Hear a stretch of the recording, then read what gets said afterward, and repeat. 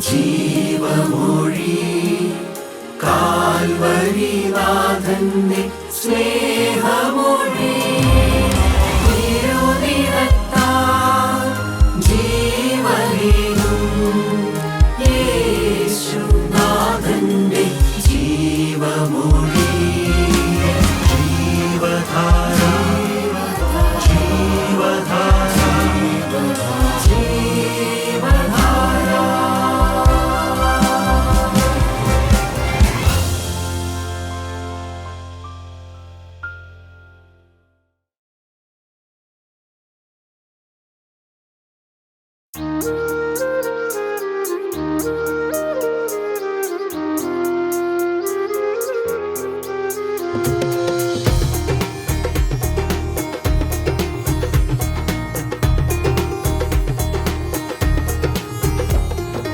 ആനന്ദം ആനന്ദമാനന്ദമേ സിയോൻ പ്രയാണികൾക്ക് വീടോടടുക്കും തോറും ആനന്ദം ആനന്ദമാനന്ദമേ സിയോൻ പ്രയാണികൾക്ക് വീടോടടുക്കും തോറും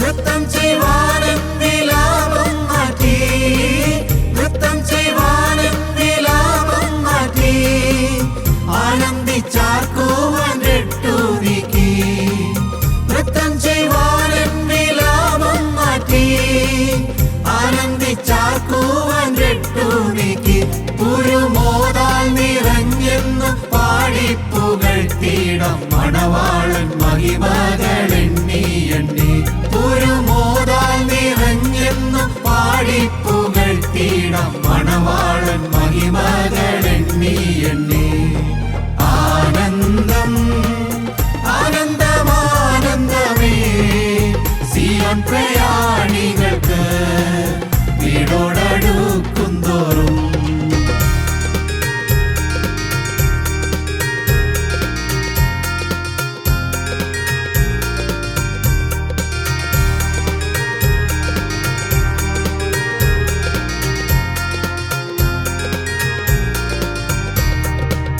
ഭൂസംഭവങ്ങൾ ഭയാനകമായി ഭൂസംഭവങ്ങൾ ഭയാനകമായി നിറവേറും അത്യന്തം കൃത്യമായി ഭൂസംഭവങ്ങൾ ഭയാനകമായി നിറവേറും അത്യന്തം കൃത്യമായി സ്തോത്രം ഇവയൊക്കെ കാണുമ്പോൾ അരുമാമണവാളൻ വരവിനു താമസമേറെയില്ല സ്തോത്രം ഇവയൊക്കെ കാണുമ്പോൾ അരുമാമണവാളൻ വരവിനു താമസമേറെയില്ല ആനന്ദം ആനന്ദമാനന്ദമേ സിയോൻ പ്രയാണികൾക്ക് വീടോടടുക്കും തോറും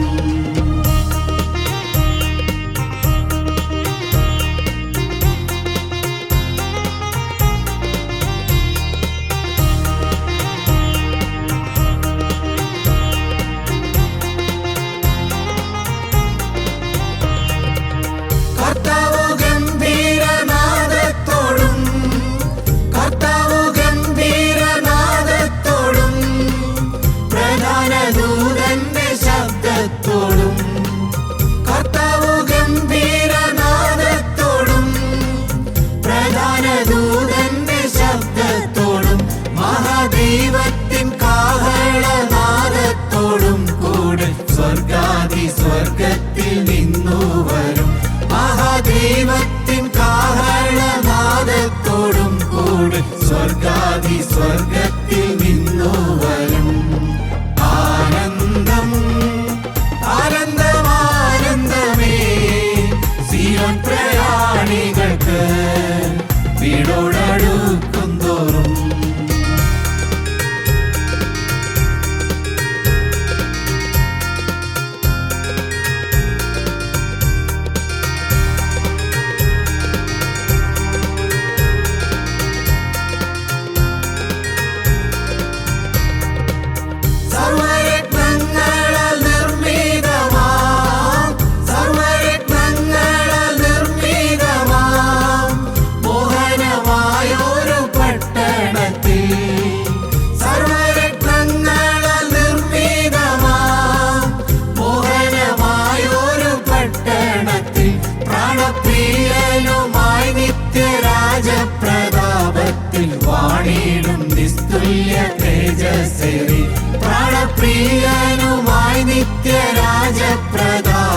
സ്വർഗത്തിൽ വാണിടും നിസ്തുല്യ തേജസ്സേറി.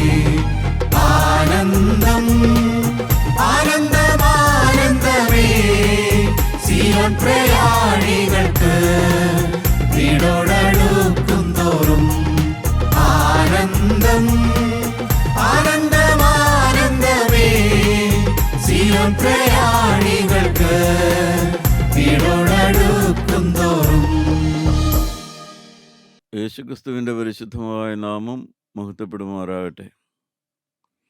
എബ്രായർക്ക് എഴുതിയ ലേഖനം 12-ാം അധ്യായം 28-ാമത്തെ വാക്യമാണ് നാം ചിന്തിച്ചു വന്നത്. ഇളകാത്ത രാജ്യം. നമുക്ക് ആ വാക്യം ഒന്നുകൂടെ വായിക്കാം. ആകയാൽ ഇളകാത്ത രാജ്യം പ്രാപിക്കുന്നതുകൊണ്ട് നാം നന്ദിയുള്ളവരായി ദൈവത്തിന് പ്രസാദം പെരുമാറ് ഭക്തിയോടും ഭയത്തോടും കൂടെ സേവ ചെയ്യുക. അതിനോട് ചേർത്ത് 13-ാം അധ്യായം 14-ാം വാക്യം കൂടെ നമുക്ക് വായിക്കാം. ഇവിടെ നമുക്ക് നിലനിൽക്കുന്ന നഗരമില്ലല്ലോ, വരുവാനുള്ളതത്രേ നാം അന്വേഷിക്കുന്നത്. നിലനിൽക്കുന്നതായ രാജ്യം, ഇളകാത്ത രാജ്യം, അതിവിടെ അല്ല എന്ന് തന്നെ അപ്പോസ്തലൻ ഓർപ്പിക്കുകയാണ്. ഇവിടെ നമുക്ക് വീടുകളുണ്ട്, ഇവിടെ നമുക്ക് ദേവാലയങ്ങളുണ്ട്, ഇവിടെ നാം പ്രവർത്തിക്കുന്ന ഇടങ്ങളുണ്ട്. പക്ഷേ ഇതൊന്നും സ്ഥിരതയുള്ളതല്ല, ഇതൊന്നും സ്ഥിരമായി നിലനിൽക്കുന്നതല്ല. ഇതെല്ലാം ഏതാനും കാലത്തേക്ക് മാത്രമേ ഉണ്ടാവുകയുള്ളൂ, നാമും അത്രേ ഉണ്ടാവുകയുള്ളൂ. എന്നാൽ നിലനിൽക്കുന്നതായ ഒരു രാജ്യമുണ്ട് എന്ന് അപ്പോസ്തലൻ ഓർപ്പിക്കുകയാണ്. ആർക്കാണ് ഈ നിലനിൽക്കുന്നതായ രാജ്യം? നമ്മുടെ കർത്താവായ യേശുവിനെ സ്നേഹിച്ച് അവനോടുകൂടെ ജീവിക്കേണ്ടതിന് വേണ്ടി പാപത്തോട് പോരാടി ജീവിതത്തിൽ ആ സമർപ്പണമെടുത്ത് മുന്നോട്ട് വരുന്നവർക്കാണ് ഇളകാത്ത രാജ്യം പ്രാപിക്കാനായിട്ട് സാധിക്കുക. എന്നാൽ ഇളകാത്ത രാജ്യമെന്ന് നാം ഇവിടെ വായിക്കുമ്പോൾ തന്നെ നമ്മുടെ ഹൃദയത്തിലുണ്ട്. അത് സ്വർഗരാജ്യമാണ്, അത് സ്വർഗീയ സൗഭാഗ്യ തീരമാണ്. നമുക്കറിയാം, നാം പരിശുദ്ധ ദേവാലയങ്ങളോടെല്ലാം ബന്ധപ്പെട്ട് ജീവിക്കുമ്പോൾ നമുക്ക് കിട്ടുന്നതായ കാഴ്ചപ്പാട് സ്വർഗരാജ്യം ആ സഭയിൽ മെമ്പർഷിപ്പുള്ള എല്ലാവർക്കും ലഭിക്കുമെന്നുള്ളത് തന്നെയാണ്. അതിന് ഏതാനും ചില ചടങ്ങുകൾ ആചരിക്കണം, ഏതാനും ചില കർമ്മങ്ങൾ നടത്തണം. ആ കർമ്മങ്ങൾ നടത്തിയാൽ എല്ലാവർക്കും, ആ സഭയിലുള്ള എല്ലാവർക്കും ദൈവരാജ്യം കിട്ടുമെന്നാണ് നമുക്കവിടെ നിന്നെല്ലാം മനസ്സിലാക്കാൻ കഴിഞ്ഞിട്ടുള്ളത്. നവീകരണ സഭകളുണ്ട്, അവരുടെയും ചേർന്ന് വരുമ്പോൾ അവരിൽ നിന്നും കിട്ടുന്നതായ ആശയം നാം വേറെ ചില ചടങ്ങുകൾ ആചരിക്കണം.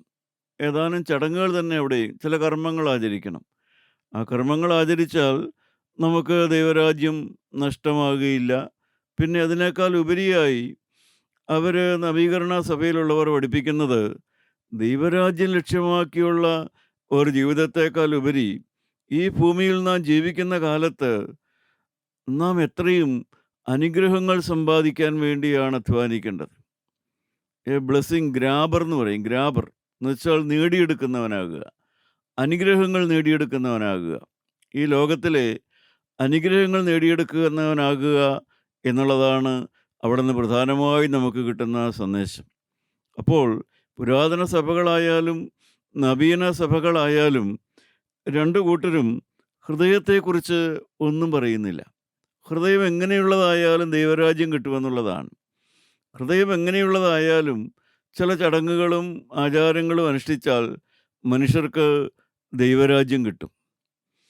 നാം വേദപുസ്തകം വായിക്കുമ്പോൾ ദൈവരാജ്യം, ആ ഇളകാത്ത രാജ്യം പ്രാപിച്ചവരെ നമുക്ക് കാണാം. അവഗണിച്ച് അത് വേണ്ട എന്ന് വെച്ച് ജീവിച്ചവരെ നമുക്ക് കാണാം. ചിലരെങ്കിലും അവരുടെ ജീവിതത്തിൻ്റെ അവസാന നാളുകളിൽ ദൈവരാജ്യം വേണമെന്ന് ആഗ്രഹിച്ചവരുണ്ട്. ഇവരുടെ എല്ലാ വിശേഷണം നമുക്ക് ഈ വേദപുസ്തകത്തിൽ കാണുവാനായിട്ട് സാധിക്കും. പ്രിയപ്പെട്ടവരെ, എബ്രായ ലേഖനം 11-ാം അധ്യായം അത് വിശ്വാസ വീരന്മാരുടെ പട്ടികയാണ്.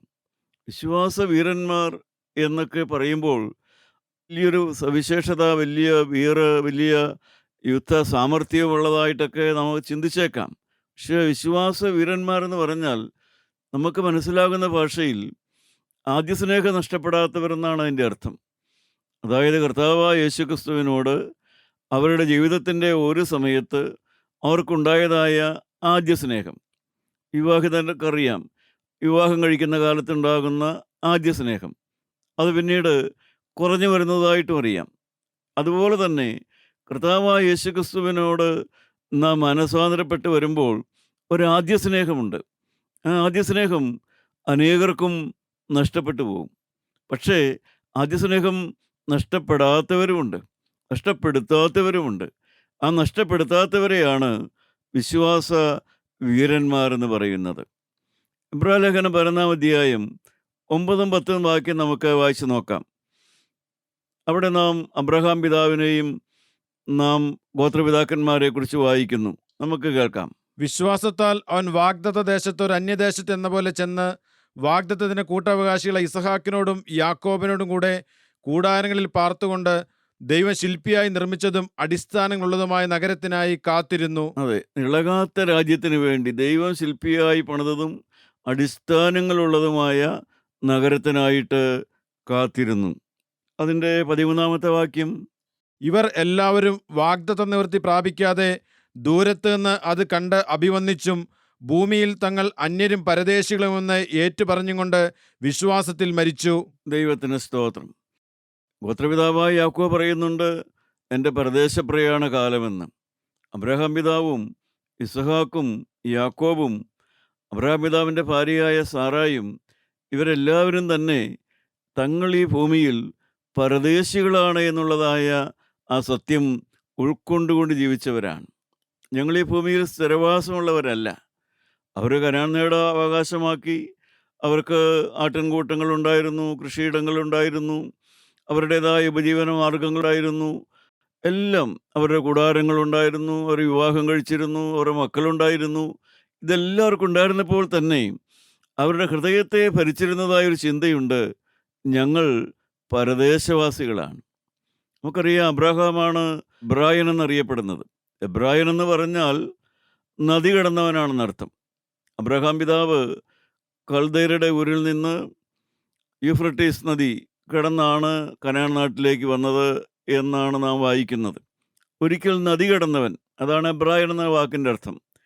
നാം ഇവിടെ വായിച്ച വേദഭാഗത്ത് നിന്ന് നമുക്ക് മനസ്സിലാകുന്നത് അബ്രഹാം പിതാവും ഇസഹാക്കും ഈ യാക്കോബ് പിതാവും എല്ലാം ഇനി മരണയോർദാൻ എന്ന അടുത്ത നദിയും കൂടെ കിടക്കാനുള്ളതായ ഒരുക്കത്തോടു കൂടെയാണ് അവർ ഈ ഭൂമിയിൽ ജീവിച്ചിരുന്നത്. അവർ ഈ ഭൂമിയിലേക്ക് ഇതൊരു സ്ഥിരവാസമായി അവർ കണക്കാക്കിയേയില്ല. അവർ വിവാഹം കഴിച്ചു, മക്കള്, സമ്പാദ്യം ഇതെല്ലാം ഉണ്ടായിരുന്നപ്പോഴും അവരുടെ ജീവിതഗതി ഞങ്ങൾ ഈ സ്ഥലത്ത് സ്ഥിരതാമസമില്ലാത്തവരാണെന്നുള്ള കാഴ്ചപ്പാടിലാണ് അവർ ജീവിച്ചിരുന്നത്. പ്രിയപ്പെട്ടവരെ, അതാണ് വാസ്തവത്തിൽ ഇളകാത്ത രാജ്യം പ്രാപിക്കുന്നവരുടെ ആ ഹൃദയത്തിലെ നിശ്ചയം. അതാണ് ഹൃദയത്തിലെ നിശ്ചയം. അതാണ് എന്ന് വെച്ചാൽ ഹൃദയം കൊണ്ട് അവർ വിട്ടുപിരിഞ്ഞാണ് ജീവിച്ചത്. അവർ ഈ ഭൂമിയിലാണ് ജീവിച്ചത്, പക്ഷേ ആ ഹൃദയം കൊണ്ട് അവർ ഈ ഭൂമി വിട്ടാണ് ജീവിച്ചത്. എന്ന് വെച്ചാൽ ഹൃദയത്തിൽ അവർക്ക് ഈ ഭൂമിയിലേക്ക് ഒന്നുകൂടെ തിരിഞ്ഞു നോക്കാനൊന്നും ഉണ്ടായിരുന്നില്ല. വിടാൻ പറ്റാത്തതായിട്ടൊന്നും ഉണ്ടായിരുന്നില്ല. അവർക്ക് ഉപേക്ഷിക്കാൻ പറ്റാത്തതായി ഒരു ബന്ധങ്ങളാകട്ടെ, ഒരു സമ്പാദ്യമാകട്ടെ, ഒരു വരുമാനമാകട്ടെ, വിടാൻ പറ്റാത്തതായിട്ട് അവർക്ക് ഒന്നും ഉണ്ടായിരുന്നില്ല. എന്നാൽ ആ കാലഘട്ടത്തിൽ തന്നെ ജീവിച്ച ലോത്തിൻ്റെ ഭാര്യയെ നാം വായിക്കുന്നുണ്ട്. അവളും ഓടിയതാണ്. ദൈവം ഓടാൻ പറഞ്ഞപ്പോൾ സ്വതവും ഗോമറ വിട്ട് അവൾ ഓടിയെങ്കിലും അവൾ തിരിഞ്ഞു നോക്കി. കാരണം അവൾക്ക് വിടാൻ പറ്റാത്തതായി, ഹൃദയം കൊണ്ട് വിടാൻ പറ്റാത്തതായി ചിലതെല്ലാം ഉണ്ടായിരുന്നു. എന്നെ കേൾക്കുന്ന പ്രിയപ്പെട്ടവരെ, ഹൃദയം കൊണ്ട് വിടാൻ പറ്റാത്തതായി എന്തെങ്കിലും നിങ്ങൾക്ക് ഈ ലോകത്തിലുണ്ടോ? ഏതെങ്കിലും പണമോ ധനമോ എസ്റ്റേറ്റോ ബിസിനസ്സോ, അല്ലെങ്കിൽ വേണ്ട ഏതെങ്കിലും ഒരു സംഘടനയോടോ സഭയോടോ ഏതെങ്കിലും ഉള്ളതായ ഒരു വലിയ വിഗ്രഹം പോലത്തെ ഒരു ബന്ധം നിങ്ങൾക്കുണ്ടോ? ഒരു വിഗ്രഹ ബന്ധമുള്ളപ്പോഴാണ് നമുക്ക് വിട്ടുപിരിയാൻ സാധ്യമല്ലാതെ വരുന്നത്. നമുക്ക് ഈ ഭൂമിയിൽ ദൈവം ഭാര്യയെ, ഭർത്താവിനെ, മക്കളെയൊക്കെ തരുന്നു. ഇതെല്ലാം നമുക്കുള്ളപ്പോൾ തന്നെ നമുക്കറിയാം നാം വിട്ടുപിരിയേണ്ടവരാണ്. പക്ഷേ വിട്ടുപിരിയാൻ പറ്റാത്ത വണ്ണമുള്ളതായ ഒരു വിഗ്രഹം പോലെ വരുമ്പോഴാണ് അതൊരു ബന്ധനമായിട്ട് മാറുന്നത്. പുത്രപിതാക്കന്മാർക്ക് വിട്ടുപിരിയാൻ പാടില്ലാത്തതായിട്ട് ഒന്നും ഉണ്ടായിരുന്നില്ല. അബ്രഹാം ബഹുസമ്പന്നനായിരുന്നു.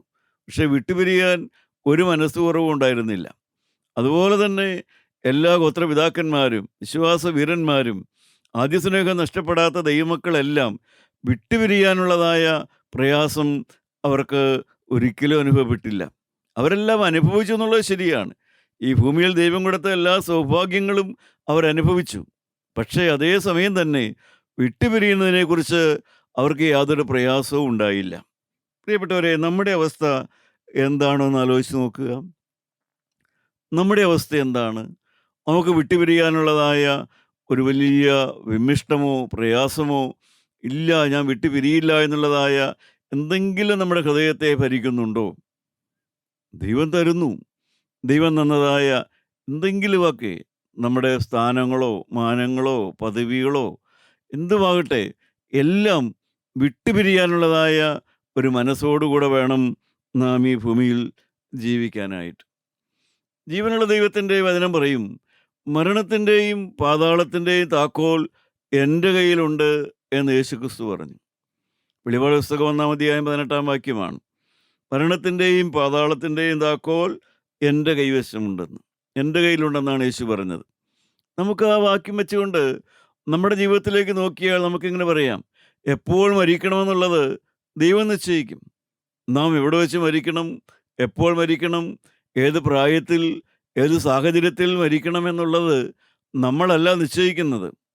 നമ്മളോട് ബന്ധപ്പെട്ട ആരുമല്ല നിശ്ചയിക്കുന്നത്. അത് നിശ്ചയിക്കുന്നത് നമ്മുടെ രക്ഷകനായ, നമ്മുടെ സൃഷ്ടാവായ ദൈവം തന്നെ, കർത്താവായ യേശുക്രിസ്തുവാണ് നിശ്ചയിക്കുന്നത്. പക്ഷേ നമ്മുടെ കയ്യിലൊരു താക്കോലുണ്ട്. ഏതാണ് ആ താക്കോല്? അത് നമ്മുടെ ഹൃദയത്തിൻ്റെ താക്കോലാണ്. നമ്മുടെ ഹൃദയത്തിൻ്റെ താക്കോൽ നമ്മുടെ കയ്യിൽ തന്നെയുണ്ട്. ആ ഹൃദയത്തിലേക്ക് ആര് വേണം? അവിടെ യേശു വേണമോ?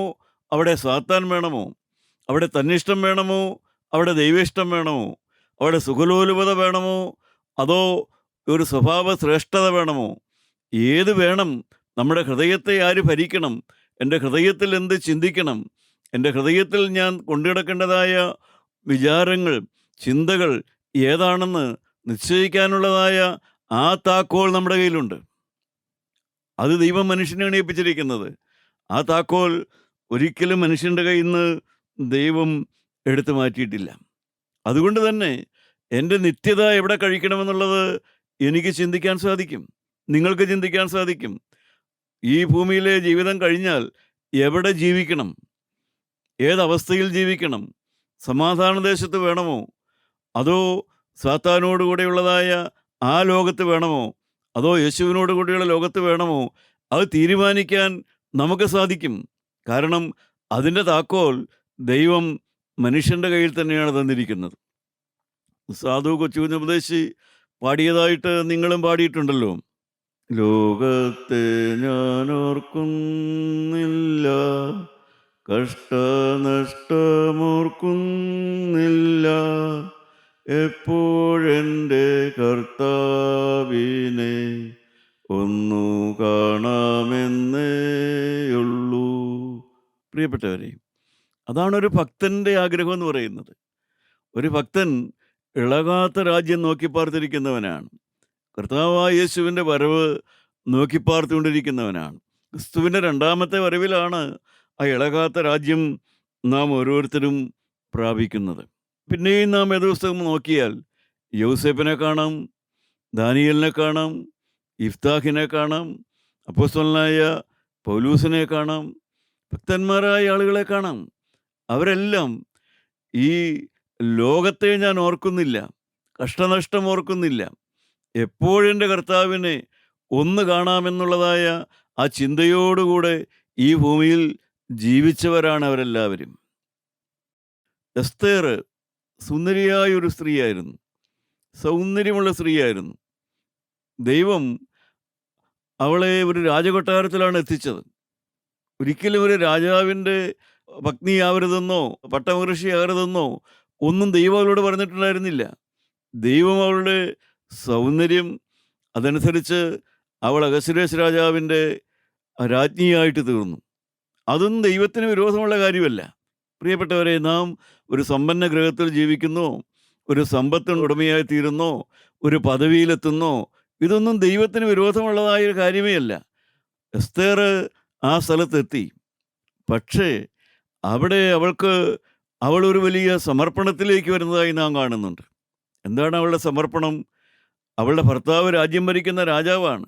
പക്ഷേ ആ പദവിയിൽ ഇരിക്കുമ്പോഴും അവളുടെ ആത്മാവ് നഷ്ടപ്പെടരുത്, അവളുടെ നിത്യത നഷ്ടപ്പെടരുത്. അതുകൊണ്ട് അവൾക്ക് കർത്താവിനോടുള്ളതായ ആ സ്നേഹം നഷ്ടപ്പെടരുത്.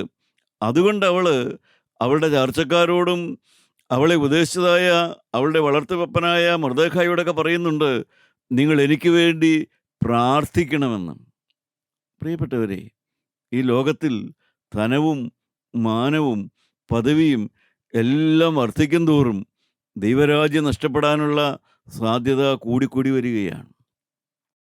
നാം ഒരു ഉന്നത സ്ഥാനത്ത് എത്തും തോറും ദൈവരാജ്യമെന്ന ചിന്ത ഹൃദയത്തിൽ സൂക്ഷിക്കുവാനും ആ ദൈവരാജ്യത്തിന് വേണ്ടി പാപത്തോട് പോരാടാനും ആ ദൈവരാജ്യം ലക്ഷ്യമാക്കി സുഖസൗകര്യങ്ങളെ ഉപേക്ഷിക്കാനും നമുക്ക് തടസ്സം കൂടുതലാണ്. അതുകൊണ്ടാണ് ധനവാൻ സ്വർഗരാജ്യത്തിൽ കിടക്കുന്നത് എത്ര പ്രയാസമെന്ന് കർത്താവ് പറഞ്ഞത്. പക്ഷേ എസ്തേർ അങ്ങനെ കീഴടങ്ങാൻ തയ്യാറായിരുന്നില്ല. എസ്തേർ ഒഴുക്കിനെതിരെ തന്നെ ഓടാൻ തീരുമാനിച്ച ഒരു സൗന്ദര്യയായ സ്ത്രീയായിരുന്നു. അവൾ ഉപവാസം എടുത്തു, അവളോട് ചേർന്നുള്ളവരെ ഉപവാസം എടുത്തു. അവൾ കർത്താവിൻ്റെ ഭാഗത്ത് ഉറച്ചു നിന്നു. പ്രിയപ്പെട്ടവരെ, നമുക്കറിയാം, മോശയെ നാം കാണുന്നു. മോശ ഫറവോൻ്റെ കൊട്ടാരത്തിൽ വളർന്നു. ഫറവോനാകരുതെന്ന് ഒരിക്കലും, ഇനി അടുത്ത ഒരു ഫറവോനാകരുതെന്ന് ദൈവം ഒരിക്കലും മോശയോട് പറഞ്ഞില്ല.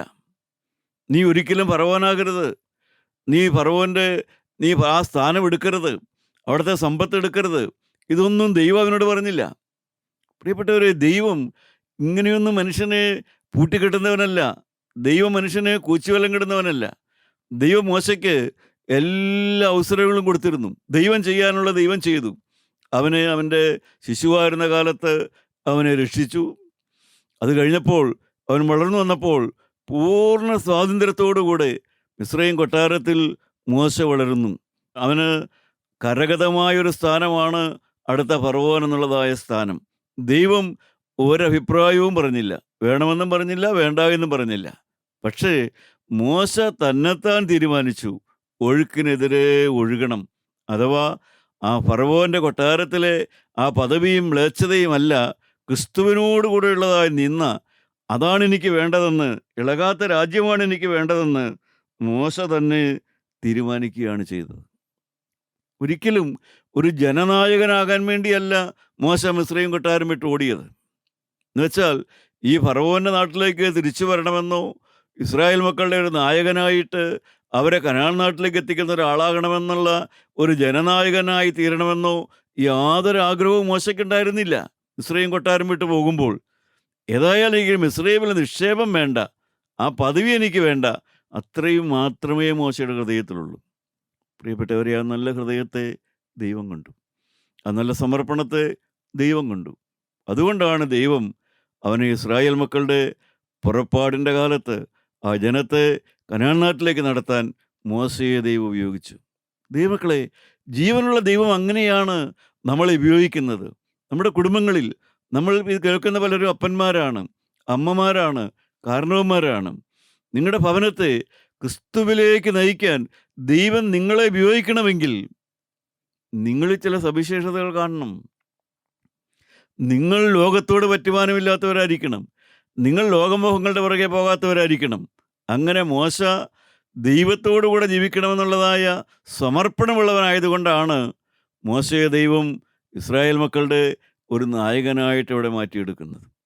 ദൈവമക്കളെ, ഇളകാത്ത രാജ്യം പ്രാപിക്കണം. ദൈവനാമം മഹത്വപ്പെടുമാറാകട്ടെ. ഗോത്രപിതാക്കന്മാർ അത് പ്രാപിച്ചെടുത്തു. അനുഗ്രഹീതരായ ദൈവമക്കൾ അത് പ്രാപിച്ചെടുത്തു. നമുക്കും അത് പ്രാപിക്കാം. എന്ത് ചെയ്യണം? അപ്പോസ്തലനായ പൗലോസ് അപ്പോസ്തലൻ പറയുന്നു, ഗലാത്യ ലേഖനം 5-ാം അധ്യായം 24-ാമത്തെ വാക്യം വായിക്കാം. ഗലാത്യർ 5:24. ക്രിസ്തു യേശുവിനുള്ളവർ ജഡത്തെ അതിന് രാഗമോഹങ്ങളോടുകൂടെ ക്രൂശിച്ചിരിക്കുന്നു. അതെ, ഇളകാത്ത രാജ്യം പ്രാപിക്കണമെങ്കിൽ അപ്പോസ്തലൻ പറയുന്ന കാര്യമാണ്, ക്രിസ്തുയേശുവിനുള്ളവരായി തീരുക. ക്രിസ്തുയേശുവിനുള്ളവനാണ്. ഇളകാത്ത രാജ്യം ദൈവത്തിൻ്റെ രാജ്യമാണ്, അത് യേശുവിൻ്റെ രാജ്യമാണ്. ആ രാജ്യം പ്രാപിക്കണമെങ്കിൽ ക്രിസ്തുവിനുള്ളവനായി തീരുക. അവൻ എന്ത് ചെയ്യണം? ക്രിസ്തുവേശുവിനുള്ളവർ ജഡത്തെ അതിന്റെ രാഗമോഹങ്ങളോടുകൂടെ ക്രൂശിച്ചിരിക്കുന്നു. ദൈവരാജ്യം പ്രാപിക്കണമെന്ന് ആഗ്രഹമുള്ള ക്രിസ്ത്യാനി 3 കാര്യങ്ങൾ ക്രൂശിക്കണമെന്ന് വേദപുസ്തകം പഠിപ്പിക്കുന്നു. റോമാലേഖനം 6-ാം അധ്യായം 6-ാമത്തെ വാക്യം വായിക്കാം. നാം ഇനി പാപത്തിന് അടിമപ്പെടാതവണ്ണം പാപശരീരത്തിൽ നീക്കം വരേണ്ടതിന് നമ്മുടെ പഴയ മനുഷ്യൻ അവനോടുകൂടെ ക്രൂശിക്കപ്പെട്ടു എന്ന് നാം അറിയുന്നു. പഴയ മനുഷ്യൻ ക്രൂശിക്കപ്പെടണം. പ്രിയപ്പെട്ടവരെ, നമുക്കെല്ലാം ഒരു പഴയ മനുഷ്യനുണ്ട്. പുറമേ കാണുന്നതായ ഒരാളത്വമുണ്ട്, പുറമേ കാണുന്ന സ്വഭാവമുണ്ട്. എന്നാൽ അകത്തെ മനുഷ്യനുണ്ട്. അതാണ് പഴയ മനുഷ്യൻ എന്ന് പറയുന്നത്. അതൊരു മത്സര മനോഭാവമുള്ള മനുഷ്യനാണ്. ആദാം മുതൽ എല്ലാ മനുഷ്യർക്കും കിട്ടിയതായ ആദാമ്യ സ്വഭാവമാണത്. ദൈവത്തോടും ദൈവവചനത്തോടും ദൈവകൽപ്പനയോടും മത്സരിക്കുക. അവസരം കിട്ടിയാൽ പാപത്തിന് തന്നെ വിട്ടുകൊടുക്കുക. ആ മനോഭാവം എല്ലാവരിലുമുണ്ട്. ആ മനോഭാവത്തെ ക്രൂശിക്കണം. ആ മനോഭാവത്തെ ക്രൂശിക്കണമെന്നാണ് പറയുന്നത്. എന്നുവെച്ചാൽ ആ ഭാവം നമ്മളിൽ നിന്ന് വരാതെ വണ്ണം നാം ജാഗ്രതയുള്ളവരായിരിക്കണം. നമുക്കറിയാം, തൂക്കിക്കൊല്ലാൻ വിധിക്കുന്ന പ്രതിയെ മരണം വരെ തൂക്കുക എന്നാണ് ന്യായാധിപന്മാർ വിധി പ്രസ്താവിക്കുക. വെറുതെ അവനെ ഒന്ന് തൂക്കാനല്ല വിധിക്കുന്നത്, അവനെ മരണം വരെ തൂക്കിക്കൊല്ലണം. അതുപോലെ ക്രൂശിക്കപ്പെടുന്ന വ്യക്തിയെ മരിച്ചുവെന്ന് ഉറപ്പാക്കുന്നത് വരെ ക്രൂശിക്കാൻ ഉത്തരവാദിത്തപ്പെട്ടവർ ആ കുരിശിൻ്റെ ചുവട്ടിലുണ്ടാവും. ആ വ്യക്തി മരിച്ചുവെന്ന് ഉറപ്പാക്കുക എന്നുള്ളത് അവരുടെ കർത്തവ്യമാണ്. അതുവരെയും അവർ ആ ക്രൂശിനെ ചുറ്റിപ്പറ്റി ഉണ്ടാകും. പ്രിയപ്പെട്ടവർ, അതുപോലെ തന്നെ രക്ഷിക്കപ്പെട്ട് മനസാന്തരപ്പെട്ട് ദൈവരാജ്യം ലക്ഷ്യമാക്കി ജീവിക്കുന്ന നാമും നമ്മുടെ പഴയ മനുഷ്യൻ മരിച്ചുവെന്ന് ഉറപ്പാക്കണം. പഴയ മനുഷ്യൻ്റെ യാതൊരു പ്രകൃതിയും നമ്മളിൽ നിന്ന് വരികയില്ല എന്ന് നാം തന്നെ ഉറപ്പാക്കിയെടുക്കേണ്ട ആവശ്യമുണ്ട്. വീണ്ടും നമുക്ക് ഗലാത്യ ലേഖനം 2:20 വായിക്കാം. ഞാൻ ക്രിസ്തുവിനോടുകൂടെ ക്രൂശിക്കപ്പെട്ടിരിക്കുന്നു. ഇനി ജീവിക്കുന്നത് ഞാനല്ല, ക്രിസ്തു അത്രേ എന്നിൽ ജീവിക്കുന്നു. ഇപ്പോൾ ഞാൻ ജഡത്തിൽ ജീവിക്കുന്നതോ എന്നെ സ്നേഹിച്ച് എനിക്ക് വേണ്ടി തന്നെത്താൻ ഏൽപ്പിച്ചു കൊടുത്ത ദൈവപുത്രങ്ങളിലുള്ള വിശ്വാസത്താലത്രേ ജീവിക്കുന്നത്. അപ്പോസ്തലനായ പൗലോസ് പറയുകയാണ്, ഞാൻ ക്രിസ്തുവിനോടുകൂടെ ക്രൂശിക്കപ്പെട്ടിരിക്കുന്നു. എന്താണ് ആ ക്രൂശീകരണം? അപ്പോസ്തലൻ പറയുന്നത് സ്വയത്തിൻ്റെ ക്രൂശീകരണമാണ്. ഞാനെന്ന ഭാവം. നമുക്കറിയാം, നമ്മുടെ കരുണയുള്ള കർത്താവിന് തൻ്റെ അപ്പോസ്തലന്മാരുടെ കാല് കഴുകാൻ ക്രൂശിക്കപ്പെടുന്നതിന് മുമ്പ് യേശുവിന് കഴിയുമായിരുന്നു. ക്രൂശിക്കപ്പെടുന്നതിന് മുമ്പ് അവൻ ജീവിച്ചിരുന്ന കാലത്ത് അവന് തൻ്റെ അപ്പോസ്തലന്മാരുടെ കാല് കഴുകാമായിരുന്നു. പ്രിയപ്പെട്ടവരെ, പക്ഷേ ഇന്ന് നാം ചിന്തിച്ച് നോക്കുമ്പോൾ നമുക്ക് ആ എളിമ, ആ താഴ്മ, ആ വിനയം, ആ അത്യാവശ്യ ബോധം, അത്രയും ഞാൻ താഴണമെന്നുള്ള ബോധം, അത്രയും ഞാനൊരു ശുശ്രൂഷക്കാരനാണെന്നുള്ള ബോധം, അത്രയും ഞാൻ മറ്റുള്ളവരെക്കാൾ എളിയവനാണെന്നുള്ളതായ ബോധം നമ്മളിൽ ഉണ്ടാകണമെങ്കിൽ നമ്മുടെ അകത്ത് ഒരു ക്രൂശീകരണം നടക്കണം. ക്രൂശീകരണം നടക്കണം. കാലുകഴുകൽ അഭിനയിക്കാൻ പ്രയാസമില്ല. പക്ഷേ ഒരു കാല് കഴുകുന്ന മനസ്സും മനോഭാവവും ഉണ്ടാകണമെങ്കിൽ അകത്ത് ഞാൻ എന്ന ഭാവം ക്രൂശീകരിക്കപ്പെടണം. മൂന്നാമത് ക്രൂശീകരിക്കേണ്ട എന്താണ്? അതാണ് നാം ചിന്തിച്ചു വന്നത്. ഗലാത്യ ലേഖനം 5:24 വാക്യം. ജഡത്തെ അതിൻ്റെ രാഗമോഹങ്ങളോടുകൂടെ ക്രൂശിക്കുക എന്ന് വെച്ചാൽ നമ്മുടെ പ്രവൃത്തികളും നമ്മുടെ ഇഷ്ടങ്ങളും മാത്രം പോരാ. നമ്മുടേതായ മോഹങ്ങൾ, നമ്മുടേതായ ആസക്തികൾ, ഇതെല്ലാം ക്രൂശിക്കപ്പെടേണ്ടതുണ്ട്. നമ്മുടെ മോഹങ്ങളെ ക്രൂശിക്കണം, നമ്മുടെ മോഹചിന്തകളെ ക്രൂശിക്കണം. പ്രവൃത്തി മാത്രം ക്രൂശിക്കപ്പെട്ടാൽ പോരാ. എൻ്റെ ഹൃദയത്തിലേക്ക് ചിന്തകളൊന്നും വരാതെ വണ്ണം നാം ക്രൂശിക്കപ്പെടാനായിട്ട് തയ്യാറാകണം. ക്രിസ്തുയേശുവിനുള്ളവർ ജഡത്തെ അതിൻ്റെ രാഗമോഹങ്ങളോടുകൂടെ ക്രൂശിച്ചിരിക്കുന്നു. എൻ്റെ പ്രിയപ്പെട്ടവരെ, സമർപ്പണമെടുക്കുക, സമർപ്പണത്തിൽ ഉറച്ചു നിൽക്കുക. നമ്മുടെ തലകളെ നമുക്ക് വണക്കാം. സമർപ്പണത്തിൽ നിന്ന് പിന്മാറുന്നതാണ് ഒരു രക്ഷിക്കപ്പെട്ട ദൈവവേദലിൻ്റെ ഏറ്റവും ദയനീയ അവസ്ഥ എന്ന് പറയുന്നത്. സമർപ്പണമെടുക്കുക, അതിൽ നിന്ന് പിന്മാറുക. ആ പിന്മാറ്റത്തിൻ്റെ തിക്തഫലം ഒരു മനുഷ്യന് അനുഭവപ്പെടുന്നത് അവൻ്റെ മരണനാഴികയിലായിരിക്കും. അവൻ്റെ മരണനാഴികയിലായിരിക്കും അവൻ്റെ പിന്മാറ്റത്തിൻ്റെ അതിവേദന അവൻ അനുഭവിക്കുന്നത്. എൻ്റെ ദൈവമേ, എൻ്റെ കർത്താവേ, സ്വർഗീയ പിതാവേ, ഈ തലവണക്കിരിക്കുന്ന ഞങ്ങളോട് മനസ്സലിവ് തോന്നണമേ. ആദ്യ സ്നേഹം നഷ്ടപ്പെട്ട് ആത്മീയ പിന്മാറ്റത്തിലേക്ക് പോയ അനേക വീരന്മാരെ ഞങ്ങൾ ഓർക്കുന്നു കർത്താവെ. അവരിൽ ഒരാളായി അധപ്പതിക്കാതെ വരാതവണ്ണം ദൈവരാജ്യം ഇളകാത്ത രാജ്യം പ്രാപിക്കുന്നവരാകുവാൻ ഞങ്ങളെ ആത്മാവിൽ ബലപ്പെടുത്തണമേ. ഞങ്ങളുടെ സകല പിന്മാറ്റങ്ങളെയും തിരുരക്തത്തിൻ്റെ ശക്തി കൊണ്ട് ഹൃദയപാപങ്ങളെയും മോഹങ്ങളെയും അവിടുന്ന് ദഹിപ്പിച്ചു തരണമേ. സമർപ്പണത്തിൽ പുതുക്കം തരണമേ. പ്രത്യാശയിൽ ധൈര്യം തരണമേ. യേശു മൂലം പ്രാർത്ഥിക്കുന്നു. കൃപയോട് കേട്ടുത്തരം തരുമാറാകണമേ. ആമീൻ.